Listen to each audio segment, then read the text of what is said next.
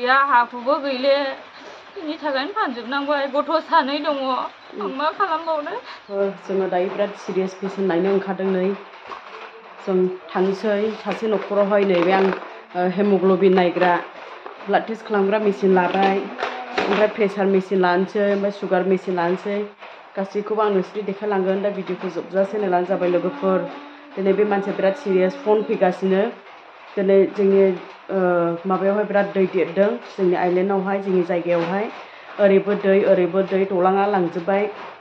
दा पेसेन्टआ हां सरथे जागासिनो दङनो लोगोफोर नायनोसै माबायदि जायो कन्डिशनफ्रा माबायदि पेसेन्टखौहाय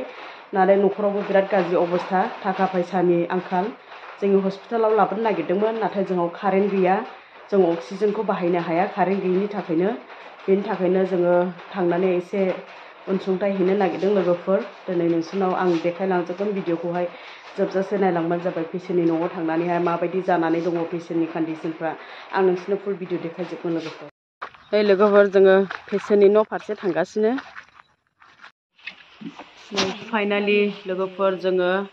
बे पेसेन्टनि न'आव मोनफैबाय पेसेन्टनि जायगायानो जाहैबाय फालासगुरि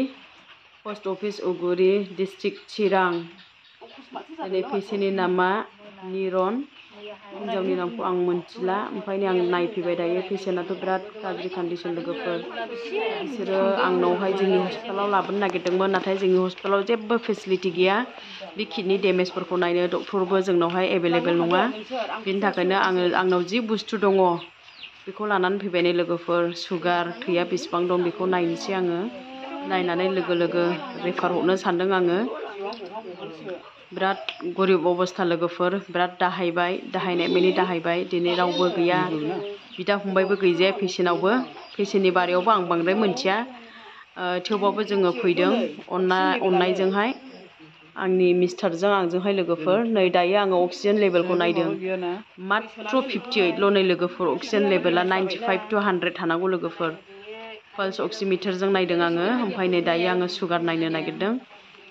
ओरै दैयाबो बिराद गिदिर देरदों लोगोफोर दिनै मानसिखौबोथ' डाइरेक्ट लामा गैया जोंहा थांनो नावसो दङ बे नावजोंनो जोङो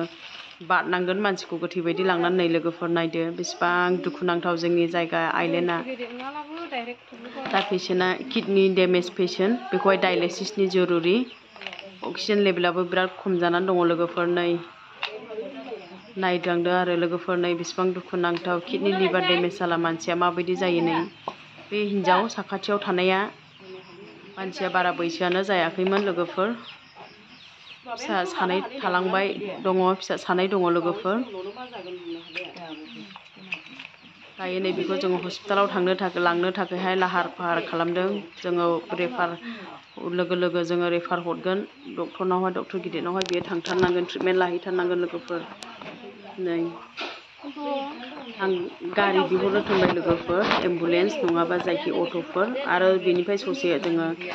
नावआव जेरैखिलाबो थांखानांगौ नालाय लोगोफोर बेनि थाखायनो माने गारि रेडि खालामनो थिननाय जाबाय आरो नै दायो आं ब्लाड टेस्ट खालामबाय ब्लाड टेस्ट खालामगासिनो नै सुगार आरो थैया बेसेबां दं बेखौहाय नायदों लोगोफोर थैयाथ' सोगासिनोमोन नाथाय थैनि जरुरि बेहा किडनि डेमेज जानायखाय आरो डायलाइसिस नांथारगौ पेसेन्टनि अबस्था नै लोगोफोर हांल' थिफुंसो मा जागोन इसोरासो मानसिखौ बामखांलांनांगोन मा नाममोनलाय निरन ने निरन ओइ निरन बेनो रोंले हांआनो सथे नै अक्सिजेन लेभेला नै 58 पाल्स रेट 115 नैबे किडनि डेमेज जानायनि हिन्जावा नै बेनो पेसेन्टआ बिराद सिरियास दायो हिन्जावा माबा मोनसे खावलायनो सानदों लोगोफोर नोंसोरो खोनासंब्लानो जाबाय अननानै बयबो हेफाजाब खालामदो सापर्ट खालामदो आंनि हौवाया किडनि डेमेज जानानै हनै फैसा थाइसेबो गैया आं मा खालामबावनाय अननानै हायोब्ला सोरबाफोर एसे एनै सोनानै हरदो आंनि हौवानि थाखाय दा थै सोनांगौनि जरुरि थै सोनांगौनि मानसिया नै सिरियास जाबाय रायलायनोबो रोंले डायलाइसिसबो खालामनांगौमोन जोंहा जेबो गैया हाखौबो गैले बिनि थाखायनो फानजोबनांबाय गथ' सानै दङ आं मा खालामबावनो फैसा थाइसेबो गैया। गैया गामिया फालासगुरि ओमफ्राय पस्ट अफिसा उगुरि उगुरि डिस्ट्रिक्ट चिरां जाहैबाय डिस्ट्रिक्टआ चिरां दे नै लोगोफोर दायो गामिनि रायजो राजाफ्रा मदद होनो फैदों लोगोफोर दिनैहाय मानसिखौहाय पेसेन्टखौ हस्पिटालाव लांसिगोन बेखौहाय डक्टरा नायनानैहाय बिनो ट्रिटमेन्ट होगोन नांथावै लोगोफोर बेफोरबायदिसो लांनांगौ जोंनि जायगायाव गारिबो फैया लामायानो अयथासार गाज्रि गारि थांनायनिबो सुबिदा गैया लोगोफोर नै ज' लांनांबाय आरो हस्पिटाल गेदेर मोननायनि सिगांनो नै बेसेबांबा गिदिर दै दंबावो लोगोफोर बेहायबो गोथै बायदि बे नावआव फुथुनानै दैखौ बारहोनांगौ गारिया ओरै ससे ओरै मोनसे थाबाय हरै गंसे थाबाय बेफोरबायदि जोबथा दुखुनांथाव जायगा लोगोफोर बे जायगाया अननानै बे भिडिअखौ हायोब्ला बेसेबां हायो शेयार खालामनानै हो जाहाथे बे न'खरनि मानसिफ्रा हेफाजाब मोननाय बायदि लोगोफोर बेसेबां दुखुनि बाथ्रा नै लोगोफोर नै पेसेन्टआ नै